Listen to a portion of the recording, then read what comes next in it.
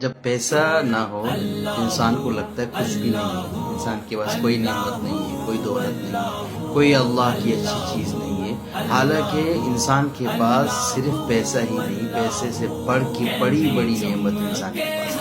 آنکھ ہونا ایک بڑی نعمت ہے، زبان ہونا ایک بڑی نعمت ہے۔ جن کے پاس آنکھ نہیں ہے ان سے پوچھو، وہ کہیں گے ساری دنیا کی دولت مجھ سے لے لو، سب کچھ مجھ سے لے لو، آنکھ کی نعمت سے نواز دو، آنکھ دے دو مجھے۔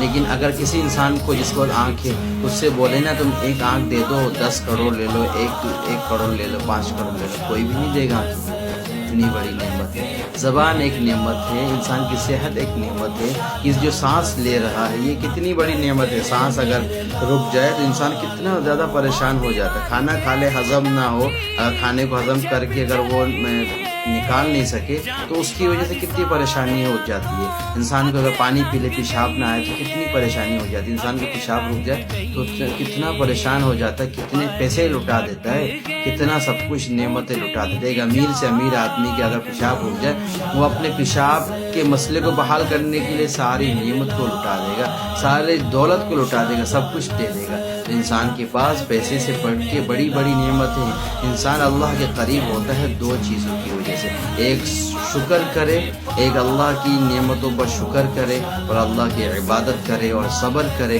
جو انسان شکر کرتا ہے اللہ تعالیٰ اس سے بھی بہت خوش ہوتے ہیں، جو انسان صبر کرتا ہے اللہ تعالیٰ اس سے بھی بہت خوش ہوتے ہیں۔ یہ دو نعمتوں پر انسان اپنے آپ کو عادی بنائے تو انسان کو اللہ کی رضامندی ضرور ملتی ہے، اللہ کی خوشنودی ضرور ملتی ہے۔